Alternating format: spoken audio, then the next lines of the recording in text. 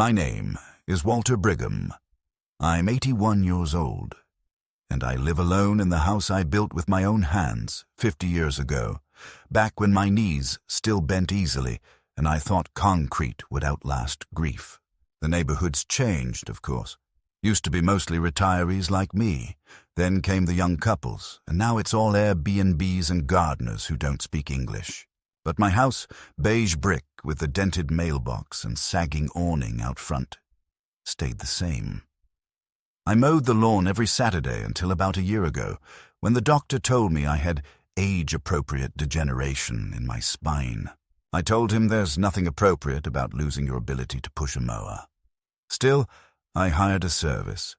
I refused to let the grass rot just because my bones got soft. Most mornings I wake up at 5:30. That's when the sun hits the blinds and my bladder says it's time. I sit on the edge of the bed, rub my knees, and wait for the vertigo to settle. Then I shuffle to the kitchen, the linoleum cold under my heels, and make coffee. Drip black, no sugar. The same way Janine used to make it. My wife died 7 years ago. Pancreatic cancer. She was gone 5 weeks after diagnosis. Still had the yellowing pamphlet from the hospital on coping with loss on the dining room table the day she passed. As if grief could be coached like a little league team. Janine left the house clean. She always did that. I remember how she'd scrub the sinks before we went on vacation, just in case we die, she'd say, laughing. She didn't want people to find toothpaste stains on the porcelain. After she was gone, I kept the routine, made the bed, watered her violet, watched the shows we used to mock together. I still chuckle when the weatherman says mild chance of precipitation, because Janine would always shout, "Say rain, you coward." It's the kind of laughter that ends with a sigh. My daughter Sarah lives 30 minutes away in Eden Prairie. I used to drive there myself back when I still trusted my reflexes, but she insisted I stop after I hit a parking sign at the grocery store. "Dad, it's not safe," she said, as if safety mattered more than dignity. So now, if she wants to see me, she has to come here. That is, when she remembers. She used to visit every other week, bringing the grandkids, sometimes even cooking dinner. Now it's holidays, if I'm lucky. And when she does come, it's all rushed. "Don't eat too much salt, Dad," and "You should get a walk-in tub." She talks to me like I'm already half gone. I used to think she did it out of concern, but over the years I started noticing a shift. Subtle at first. Less eye contact, more checking her phone. Then came the suggestions. "Have you thought about assisted living? Maybe you could sell the house, move into one of those retirement communities. They have group activities. You'd like that." I told her once, "I don't want activities, I want silence." She didn't laugh. What hurt the most wasn't the suggestion. It was the tone. Like she was trying to manage me, not talk to me. Like I was a loose end in her life she needed to tie up. And yet, despite the distance, despite the sting of being a fixture instead of a father, I still looked forward to her visits. I'd clean the house a day before, iron a shirt, buy the crackers the grandkids liked. Hope is stubborn. Last spring, Sarah asked me if I'd consider staying with her while the contractors did repairs on her kitchen. "Just 2 weeks," she said. "We can watch movies, Dad. The kids would love having you around." That was a lie. They barely looked up from their tablets, but I agreed. Partly because I wanted to believe her, partly because I was tired of eating alone. She gave me the guest room, a narrow bed and a shelf full of scented candles. I couldn't sleep. Everything smelled like coconut and anxiety. Her husband barely spoke to me. The boys grunted. Sarah worked late. After a week, I packed my bag, called a cab, and went home. She was angry. "You didn't even say goodbye." I told her there was nothing to say. Since then, she hasn't visited. Not once. She called occasionally, mostly to ask if I'd seen her emails or gotten the birthday card she sent late. I'd tell her yes, even when I hadn't. The silence between us was like furniture. Always there, always in the way. So I went back to my rituals. Morning coffee. Midday walk to the mailbox. Evening news. I fed the squirrels.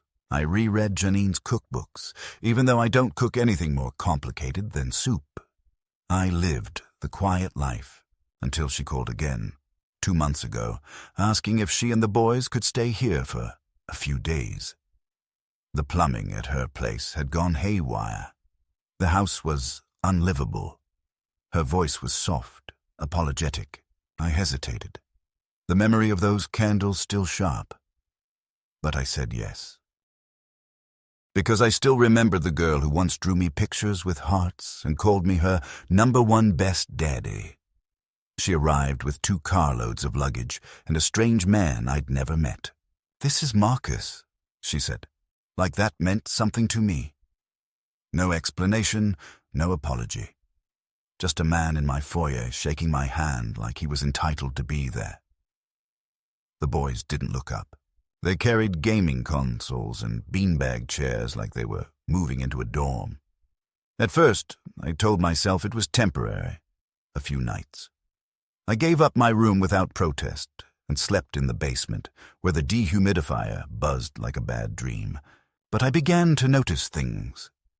Dishes in the sink I hadn't used, lights left on, strangers coming in and out. I heard laughter in the night from behind my bedroom door. My bed, my sheets, my memories. That's when something inside me shifted. It started with a smell. Not something offensive, not rot or mildew, but foreign. A cologne I didn't recognize, sharp and synthetic like the kind they give away in gyms. I noticed it when I came upstairs one morning to get aspirin from the bathroom cabinet. The hallway felt warmer than usual, as if too many bodies had been inside overnight. The guest room door was ajar, but I didn't peek in. I didn't have to. I knew my daughter wasn't the type to use perfume like that. And Marcus? Well, I didn't know him at all. Still don't. He wasn't her boyfriend, she insisted. Just a close friend who needed a place to crash for a few nights.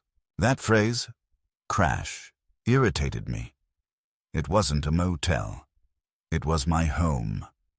My room. Later that day, I walked into the kitchen and found a pair of muddy boots by the back door, size 12 at least. A denim jacket was draped over one of the dining chairs. Next to it was an ashtray. An ashtray. I haven't smoked in 40 years, and Sarah knows it. Janine was allergic to smoke, used to carry tissues in her purse to cover her nose if someone lit up nearby. That ashtray felt like a slap. I picked it up with a paper towel and put it in the garage, next to the broken lawnmower and rusted garden shears. Out of sight, but not out of mind. That evening, I sat in the living room, pretending to read while the muffled bass of someone's music rattled the floorboards. The voices upstairs were casual, relaxed. Not a trace of apology or consideration. I wanted to confront Sarah right then, but I didn't. I waited until the next morning when I found Marcus, shirtless, in the kitchen, eating my cereal straight from the box. He didn't say good morning, just nodded and left the crumbs on the counter. I followed the sound of the TV to the den, where Sarah was curled up with her laptop. "Who's sleeping in my room?" I asked. She looked up slowly, as if I'd interrupted something of great importance. "Marcus," she said. "It's just for a few nights, Dad. His girlfriend kicked him out. Your room has 2 beds." She rolled her eyes. "He needs privacy. Besides, the boys are using the guest room now. They like the Wi-Fi better in there.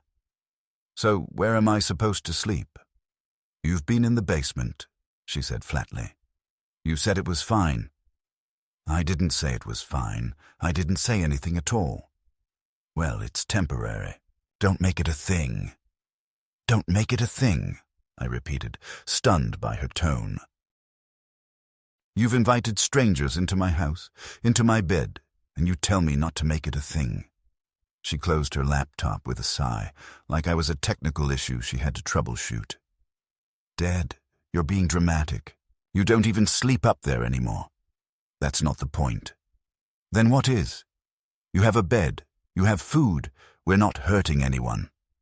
I stared at her, searching her face for the girl I raised, the one who used to beg me to carry her on my shoulders in the park, the one who cried when a goldfish died. She wasn't there. In her place sat a woman who had moved herself into my home like it was her birthright, who saw my things not as belongings but as furniture for her convenience. I want them out, I said finally. Today. She blinked. Dad, I'm serious, Sarah. Marcus, his friends, whoever else is coming through that door. This isn't a boarding house. She stood up, arms folded. You're overreacting. It's just a few people. They're in a rough spot. So was I after your mother died. I didn't invite half the city to sleep in our bedroom. Her face darkened. Don't guilt me with Mom. I'm not. I'm reminding you whose house this is. Do you even hear yourself? You sound like one of those bitter old men yelling at clouds. Maybe I am. But I have the right to yell under my own roof. She shook her head in disbelief. You don't understand, Dad. Things are different now. People help each other. This isn't help. It's trespassing. Fine. She threw her hands in the air. You want us gone?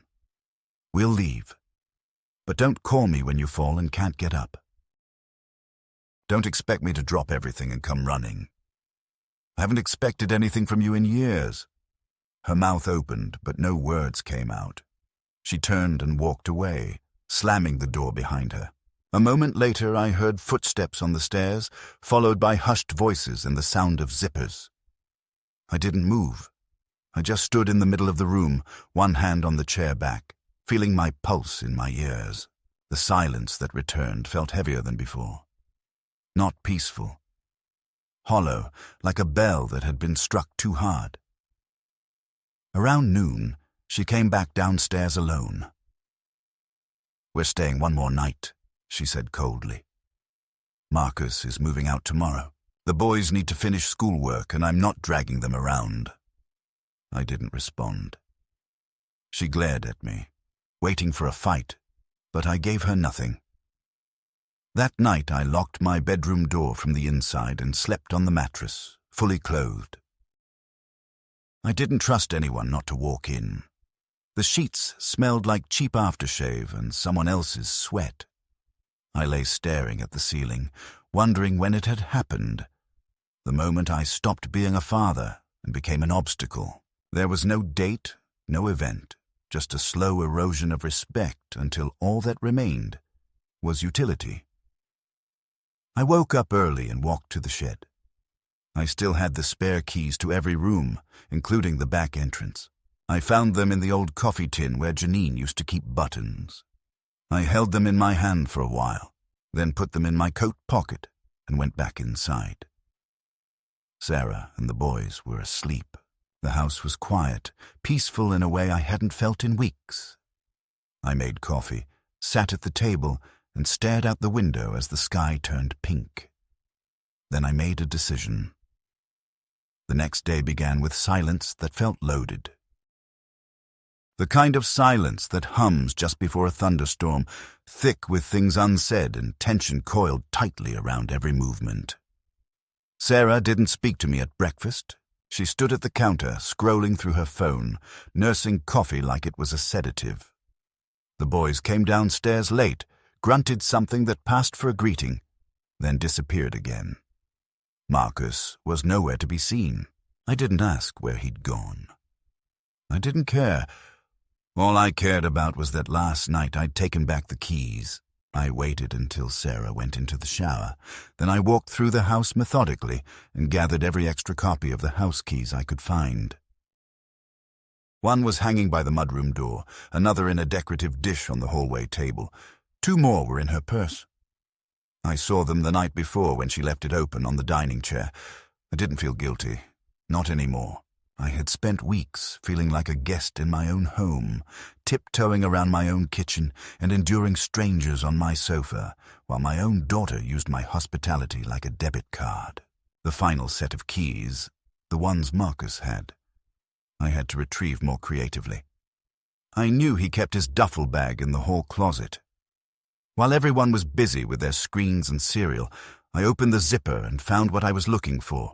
A black keychain with a skull and 2 house keys. I replaced the rest of his belongings exactly as they were. I didn't want confrontation. I wanted control. Later that afternoon, Sarah came into the living room and asked if I had seen her car keys. I told her I hadn't. She gave me a hard look but didn't press. "Marcus is coming back tomorrow," she added. "He left some things. He won't be staying," I said quietly, not looking up from the paper. She exhaled loudly through her nose. "We already discussed this." "No, you talked. I listened. That's not a discussion." Her jaw tightened. "You're being unreasonable. This is why people don't help you, because you push them away." I folded the paper and set it down. "He's not coming back here. Not as a guest, not as a tenant, not even as a memory."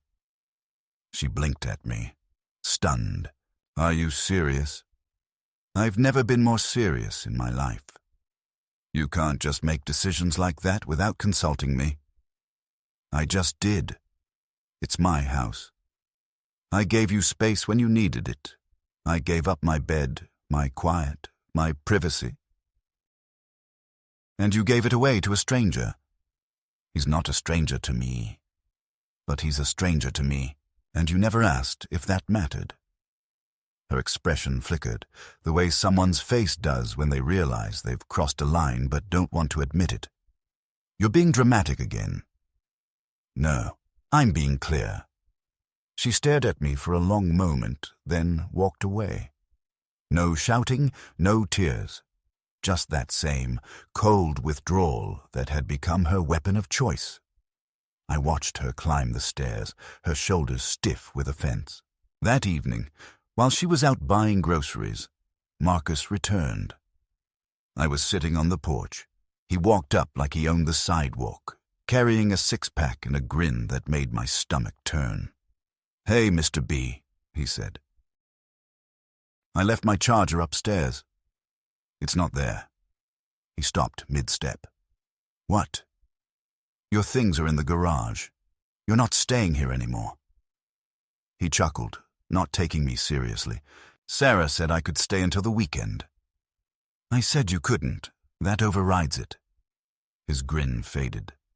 "Look, man, I don't want any trouble. I just need a place for a couple more nights. I'll be out before Monday. You've had enough nights under my roof. You drank my coffee, used my towels, slept in my bed. That generosity is over." He looked at me for a long time, then gave a little shake of his head. "You're something else. You know that. No wonder she doesn't want to visit. Take your things, Marcus. Don't come back." He stood there for a moment like he wanted to say more, maybe threaten, maybe plead. But then he turned and walked toward the garage. A minute later, I heard the door slam, followed by the sound of boxes being dragged across the floor. Sarah returned just as Marcus was driving away in his beat-up Jeep. She pulled into the driveway and watched him go, her face unreadable. Then she walked up the steps with 2 bags of groceries and an expression like granite. "What did you do?" she asked before she even set the bags down. "I asked him to leave, for good." "You had no right." "I had every right. He had nowhere else to go." "That's not my responsibility. He's not my child. You are." She put the bags down hard enough that something inside rattled. "You don't get to make these decisions unilaterally." "I just did." She stared at me, then said something I'll never forget. "I'm going to fix this, Dad, one way or another." There was something in her voice that chilled me. It wasn't just anger. It was purpose. A calculation. The same tone she used once when telling me she'd convinced the insurance company to double a payout. She was no longer asking. She was planning. The next day, she took the boys and left, said they were going back to her place. The repairs were mostly done anyway. She didn't hug me. She didn't even say goodbye. Just gathered her things, stuffed the trunk, and drove off with her mouth a thin, tight line. For the first time in weeks, the house was silent again. But it wasn't peaceful. It felt wounded, like a dog that had been kicked out of its own kennel. That night, I checked every door and window twice. I made sure the locks worked, that the cameras I'd installed after Janine died were still functioning. I sat by the window in the dark, sipping cold tea and listening to the wind. Something told me Sarah wasn't done. And for the first time, I realized I wasn't angry. I was afraid. It was a Thursday afternoon when the letter arrived. No return address, just my name in tight, officious handwriting. I opened it slowly, half expecting some generic newsletter or insurance solicitation. What I found instead was a legal notice.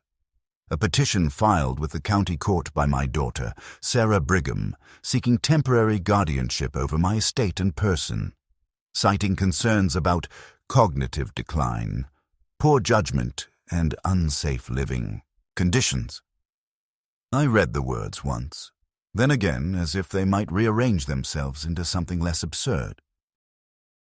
But there it was, plain as daylight. My own daughter was asking the state to take my autonomy away. The letter claimed I was frequently confused, unable to manage basic financial responsibilities, and had endangered myself by refusing medical care. It referenced no specific incidents, only vague phrases like observed disorientation and increasing social withdrawal. The part that twisted in my gut was the list of proposed powers Sarah had requested.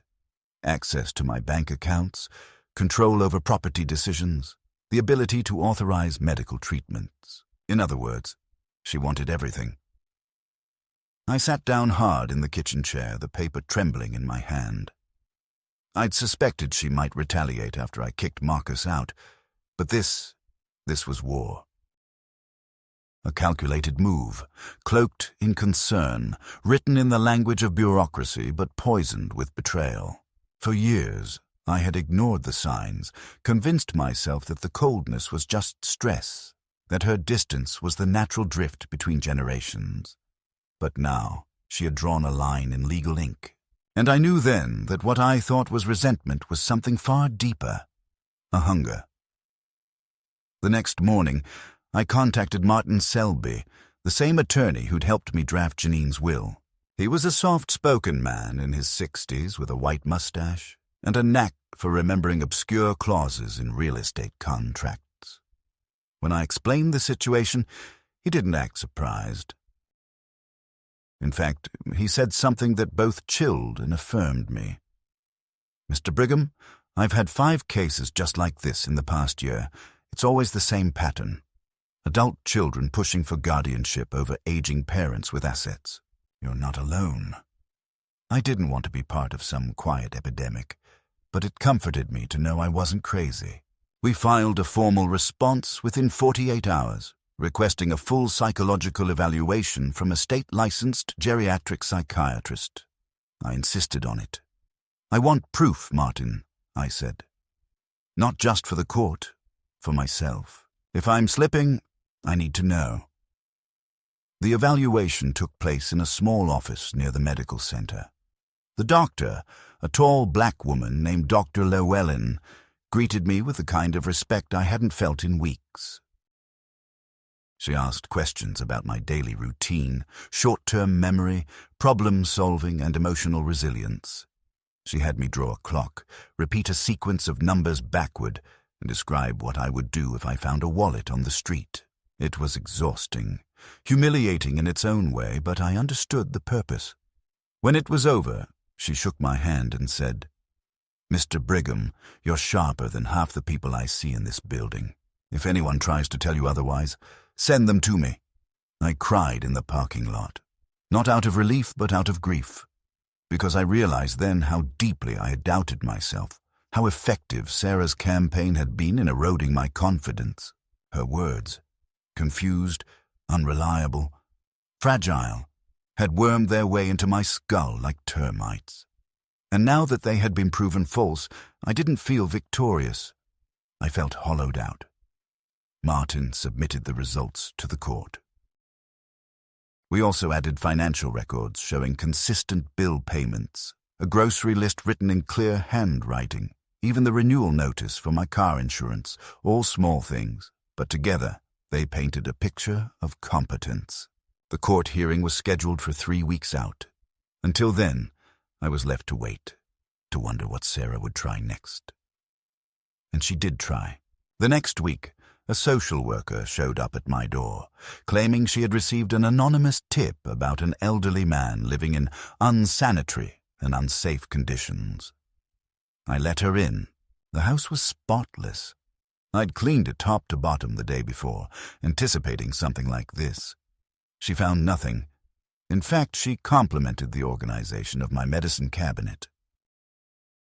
When she left, she gave me a look I'll never forget, a mix of sympathy and quiet fury.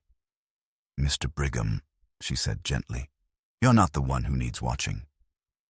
I knew then that Sarah had no intention of stopping. She wasn't trying to protect me. She was trying to remove me, to claim the house, the bank accounts, the insurance policies. She wanted the paperwork of my life without the person it belonged to.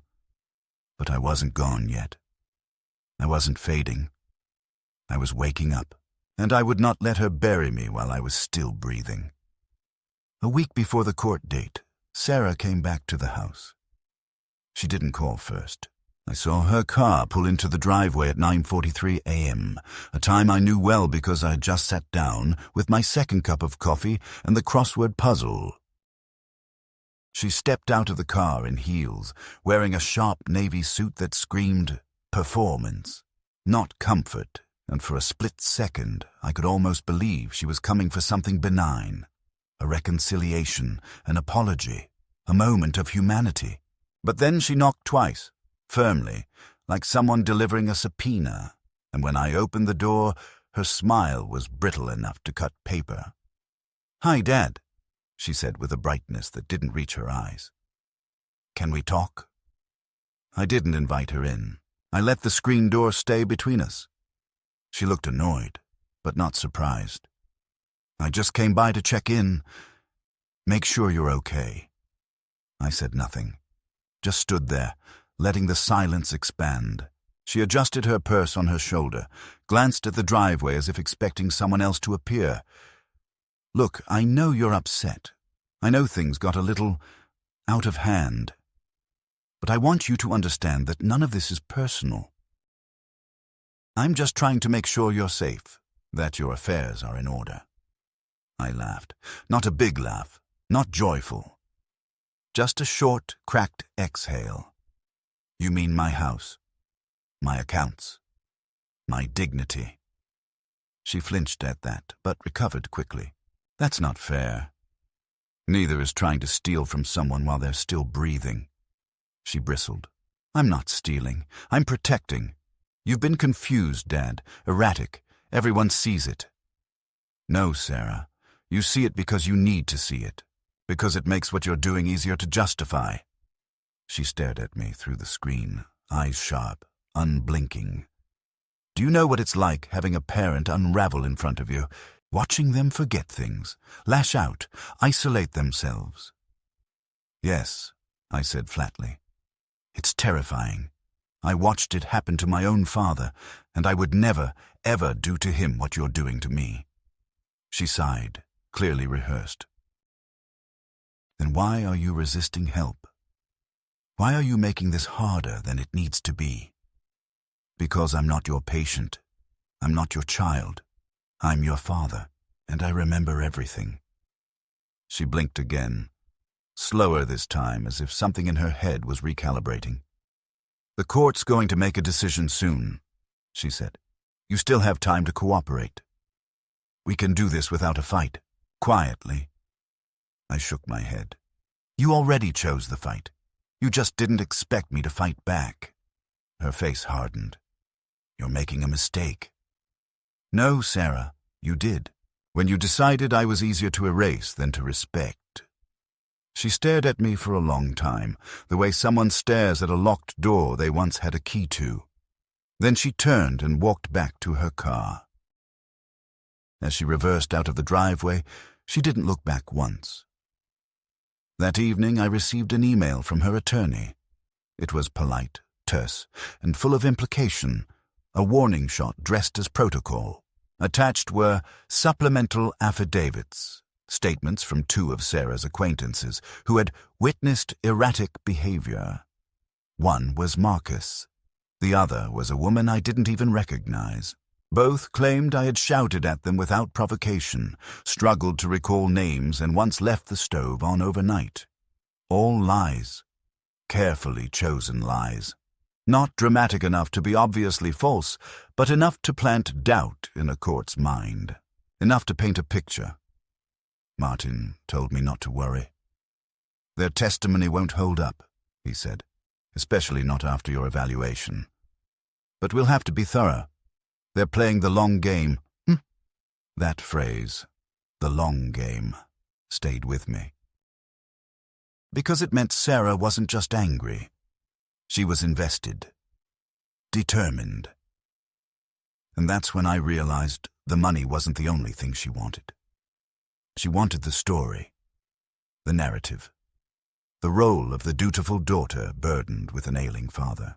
Maybe for guilt, maybe for sympathy, maybe even just to win. 3 days before the hearing, I received a notice from my bank. Sarah had attempted to access one of my accounts online. She claimed she was an authorized co-signer, which she was not. When the request was denied, she filed a complaint stating I had become unreachable and possibly incapacitated. The fraud department flagged it and froze the account for 48 hours, pending verification. I spent that morning on the phone with customer service, re-establishing identity protocols, changing passwords, and setting up alerts. Every minute of it felt like a violation. Like I had to prove I was real, because someone I raised had insisted I wasn't. The next day, the home phone rang. I hadn't answered it in weeks, since it became clear Sarah had given the number to half her contacts. But this time, something made me pick up. The voice on the other end was quiet, nervous, female. "Mr. Brigham," she said. "You don't know me, but my name is Denise. I used to work with your daughter."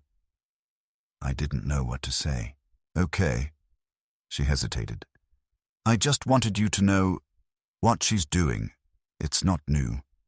She did the same thing to her ex-husband's grandmother. She convinced the family to give her guardianship, then liquidated the woman's assets, said it was all legal, and technically it was. But it wasn't right. My chest felt tight. "Why are you telling me this?" "Because I have a father, too," she said. "And because I saw what she did, and I can't be quiet about it anymore." I thanked her, asked her to speak with Martin. She agreed, quietly but firmly. I hung up the phone and sat in the dark for a long time. The anger I'd carried for weeks began to transform.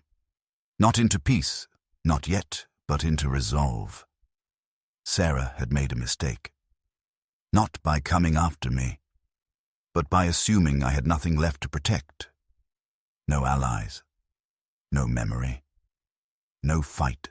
That night, I took out Janine's old photo album, the one Sarah never cared about. I flipped through page after page of birthdays, vacations, Christmas mornings. I found pictures of Sarah as a girl, smiling up at me, her hands covered in finger paint, her eyes lit with joy. I studied those photos the way you study crime scene evidence, looking for the moment everything shifted. I didn't find it. But I found something else. A picture of Janine holding Sarah at age 4, her eyes meeting mine across the lens. There was love in that photo. Real, whole, unbroken love. I realized then that Sarah hadn't just betrayed me. She'd betrayed the woman who gave her everything, and that was a sin I could never forgive. By the time the court date arrived, I was ready. The courtroom was smaller than I'd imagined, more utilitarian than grand. Fluorescent lights, beige walls, a few framed photographs of local officials, and a faint smell of disinfectant in the air. It felt more like a DMV than the setting for a life-altering confrontation. Yet as I took my seat at the respondents' table, with Martin beside me and the judge's bench looming ahead, I understood that this was where everything that had unraveled in the past 2 months would either be restored or irreparably severed. Sarah sat across from me, perfectly composed, her attorney whispering something in her ear. She wore a cream-colored blouse and a pearl necklace I recognized from Janine's jewelry box. It made my stomach tighten. She had taken even that. The judge, a stern woman in her early 60s, called the session to order. Sarah's lawyer opened with a statement full of soft words and sharp implications. Concern, confusion, diminished capacity, familial duty. He described me as a man who had increasingly withdrawn from social contact, who was at risk of financial exploitation, and who had resisted reasonable offers of help. I sat there listening to the fictional version of myself being unspooled, like a character in a cautionary tale. According to them, I was confused, volatile, stubborn to the point of self-harm. According to them, I was a man whose rights needed to be temporarily reassessed for his own safety. According to them, I was already gone. Martin stood up and began calmly dismantling their narrative. He presented the psychiatric evaluation from Dr. Llewellyn, the social worker's report from the surprise inspection, the bank's documentation of Sarah's unauthorized access attempt. He introduced the affidavit from Denise, the former colleague, who had risked her own job to tell the truth about Sarah's past manipulations. And then he turned to me and said, "Mr. Brigham, would you like to speak for yourself?" I rose slowly, not from weakness, but from deliberation. I looked directly at the judge, then over at Sarah, who averted her eyes. "My name is Walter Brigham," I said. "I'm 81 years old. I built my house with my own hands. I raised a daughter who used to draw me pictures of unicorns and tape them to the fridge. I buried my wife 7 years ago. I make my coffee every morning. I pay my bills. I remember the names of every neighbor who's ever lived next to me. I remember the smell of Janine's shampoo. I remember every word of the song we danced to at our wedding. I'm not confused. I'm not forgetful. I'm not unsafe. I am alone. And that is not a condition. It is a fact." I paused. The room was quiet. My daughter claims she's trying to help me, but she never asked me what I needed. She moved strangers into my house, into my bed, and called it generosity. When I protested, she accused me of paranoia. When I stood my ground, she filed a motion to take away my voice. That is not love. That is conquest. I could feel my pulse hammering in my ears, but my voice was steady. I may be old. I may be slower than I used to be, but I know who I am, and I know when I'm being erased. I sat down. Martin gave me a look that said everything, that it was enough, that I had reclaimed something no paper could declare or deny. The judge called a short recess. Sarah avoided my gaze the entire time. When the session resumed, the judge delivered her ruling in a measured tone. She denied the guardianship petition, citing lack of evidence, credible refutation, and what she described as a troubling pattern of control masked as care. She concluded with a note that hung in the air like a bell. "Mr. Brigham remains the sole legal steward of his estate, his property, and his autonomy. This court recognizes not only his mental competence, but his moral clarity. It was over, or at least the official part was. Sarah looked stunned, her face pale, her fingers clenching and unclenching in her lap. Her lawyer leaned in, whispering urgently, but she didn't respond. I didn't approach her. I didn't need to.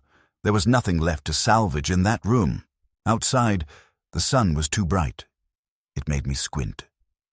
I hadn't cried in the courtroom, but when I stepped onto the sidewalk and felt the warmth on my skin, the tears came, sudden and quiet. Martin placed a hand on my shoulder. "You're free," he said simply. And for the first time in weeks, I believed it. But I also knew something else. Sarah wasn't finished. In the days that followed the court's decision, the silence from Sarah was deafening. No calls, no emails. No visits, just a vacuum where obligation used to live. But I didn't fill it with questions. I let it be. I let her absence rest like a weight that had finally slipped off my shoulders. I returned home, not just to my house, but to my life. Not as it had been, but as it had become. The doors locked only from the inside. My name was the only one on the mailbox. The bed was mine again, and so was the silence. It wasn't always peaceful. Some nights it roared, but it was mine. I began the small rituals of reclamation. I changed the locks, every last one. I replaced the sheets Sarah had insisted on changing to something more modern, with the old ones Janine had sewn herself. Faded, floral, soft. I took down the plastic spice rack Sarah had taped to the cabinet and found the old wooden carousel Janine had loved in the basement, wiped off the dust and set it back where it belonged. I deleted Sarah's contact from my phone, not out of rage, but out of mercy. For her and for me. She had chosen her story, and I had chosen mine. And then came the mail. A letter, handwritten in a shaky script I didn't recognize. Inside was a card, plain, cream-colored, with only a few lines of text. "Dear Grandpa, I'm sorry. I didn't know what was happening. I only found out after Mom took us back to Eden Prairie. I miss you. I'd like to see you. Love. Matthew." The younger of Sarah's sons. The quiet one. The one who never interrupted, never rolled his eyes. He had noticed more than I thought. I held the letter in my hand for a long time. My chest ached, not from regret, but from something more dangerous. Hope. I placed the card in Janine's old recipe box, between her famous banana bread and the meatloaf she used to make on Sundays. It would stay there until I was ready. A month later, I sold the second car Sarah had left in my garage. The title was in both our names, but she hadn't responded to the DMV letters, and by law, it was declared abandoned. I used the money to install a new furnace and have the roof inspected. I hired a gardener, not a service, but a man named Alvin who was about my age and liked to talk while he trimmed hedges. We drank lemonade after he worked, and he told me stories about his time fixing railways in Montana. He didn't know anything about Sarah. I didn't offer. We talked about football, back pain, jazz. Things that didn't have to be weighed against disappointment. On Sundays, I walked to the farmer's market. I bought too many peaches. I cooked soup and froze the leftovers. I started writing again. Nothing serious, just memories, scenes, moments. The sound of Janine laughing at the radio. The time Sarah fell off her bike and refused to cry. The smell of cut grass before a thunderstorm. I wrote these things down because they belonged to me, and no one had the right to alter them, not even their subjects. One morning, while clearing out the attic, I found a box I hadn't seen in years. Janine's letters. She used to write me notes and hide them in the most absurd places. Under my pillow, inside my sock drawer, between the pages of the TV guide. One read, "You're grumpy in the morning, but I love you anyway." Another said, "If you die before me, I'll haunt you." In love, of course. I read them all, every single one, and by the time I reached the bottom of the box, I realized something simple, something final. I hadn't been abandoned. I had been released. Sarah could no longer harm me. Her betrayal, no matter how cruel, had an end. Mine did not. Mine was rooted in memory, in love honestly earned and truthfully lost. I no longer needed revenge. I had peace. Not the kind you fight for, but the kind you choose when fighting costs too much. I made tea. I sat by the window. The sun warmed the floorboards, and for the first time in years, I didn't feel like a man counting what was taken from him. I felt like a man who still had something left. After the storm passes, what remains isn't calm. It's debris.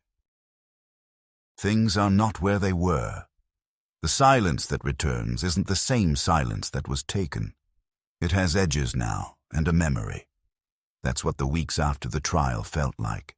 A kind of reordered quiet, where nothing had been broken loudly, but everything had shifted in a way I couldn't ignore. I didn't speak of the courtroom to anyone. Martin called me once to say a letter from the judge was in the mail confirming the dismissal and that Sarah's petition would be sealed as closed. He spoke carefully, gently, the way people do after funerals. But I wasn't grieving. I was trying to relearn the shape of my own space, the rhythm of my days without the shadow of accusation hanging over each movement. You don't realize how tightly you've been clenching until your hands are open again. I started waking up early again, not because I had to, but because I wanted to. I'd make breakfast, eggs if I was hungry, toast if I wasn't, and I'd sit at the table without turning on the news. The light came through the window differently. I don't know if it really changed, or if I had just forgotten how to notice it. I'd walk out into the yard and listen to the sounds I used to take for granted. The creak of the gate, the distant hum of a neighbor's lawn mower, the wind in the maple tree Janine planted when Sarah was born. Everything had a kind of echo now, not haunting, just permanent. I found myself sorting things I hadn't touched in years. Boxes in the attic, drawers full of paper clips and dead batteries, old letters from friends I'd lost touch with. I wasn't organizing out of boredom. I was reclaiming. It's amazing how many parts of a home can be slowly overwritten without you noticing. Sarah's mugs were gone from the cupboards, but I still found one of Marcus's shirts in the dryer. I threw it out without a word. I donated the twin beds she'd put in the guest room. I put Janine's old books back on the shelf. I dusted the frame around our wedding photo and moved it back to the mantel. Every action was small, but it felt like chiseling myself back into the space where I had become invisible. I received a second letter from Matthew, this one longer. He wrote that he missed my stories. He asked if I remembered the camping trip we took when he was 7, the one where the raccoon stole our marshmallows and I told him it was a ghost. I laughed, reading it. Not just because I remembered, I did, but because it reminded me that some part of my story still lived in someone else's memory. I wrote him back, told him I remembered the way he held on to my hand the whole night and refused to sleep in the tent alone. Told him he was braver than he thought. Told him my door was open, but only if he came alone. I didn't mention Sarah. He didn't either. One day I found myself in the den, staring at the spot on the wall where the family photo used to hang, the one Sarah took down because it was old and crooked. I pulled it out of the hall closet, dusted off the glass, and hung it again, crooked and all. I looked at our faces, me, Janine, Sarah at 15, wearing braces and holding a rescue dog we only kept for 3 months. We all looked so sure, so unaware. I didn't feel sad looking at it. I felt precise. I remembered who we were before time added layers we didn't ask for. And I knew now that remembering was its own kind of survival. the town moved on without noticing what had happened in that courtroom. I still went to the market, still stopped by the hardware store, still nodded to strangers. People didn't see a man who had been almost erased. They saw a man with white hair and steady hands and maybe a few too many stories. That was fine with me. Let them think I was just old. Let them underestimate what it means to live long enough to bury the people who wronged you, not in the ground, but in your heart. Sarah didn't write. She didn't call. I saw on the county records that she'd moved out of her townhouse 2 weeks after the hearing. I didn't check where she went. I didn't ask around. She had chosen a different map, and I had no interest in tracing it. The idea that she might someday regret what she did no longer comforted or enraged me. It simply didn't matter. You don't need apologies from people who no longer occupy space in your life. What you need is air, and I had plenty of that now. I started volunteering at the library twice a week. Nothing dramatic, just helping sort books, fixing the occasional jammed printer, talking to people who didn't want to go home just yet. There was a woman there named Edna who wore mismatched earrings and had a laugh like a wind chime. She asked me once if I'd ever been married, and I said yes, but she'd been gone for some time now. She asked if I was still angry at the world, and I told her no, just slower to forgive. We shared coffee once or twice. Nothing romantic. Just warmth in a world that had grown a little colder. Sometimes I wonder what Janine would have said about all of it. I like to think she would have been proud that I stood up for myself. But mostly, I think she would have been sad. Not because of what Sarah did, but because of what it cost to reveal who she truly was. There's grief in that kind of discovery. Not for the person themselves, but for the version of them you carried all your life. I had to let go of that version. I had to bury the daughter I thought I raised so I could finally breathe again. Now, when people ask me how I'm doing, I don't say fine, I say free. And when they ask what I mean, I just smile and say, that's a long story. And it is, but not one I tell out loud, not all at once. Some stories you write into the walls, into the way you arrange your books, into the locked drawers and dusty photographs and quiet mornings where the kettle sings like it used to before the world tried to convince you that your time was over. It isn't over. It's just mine again.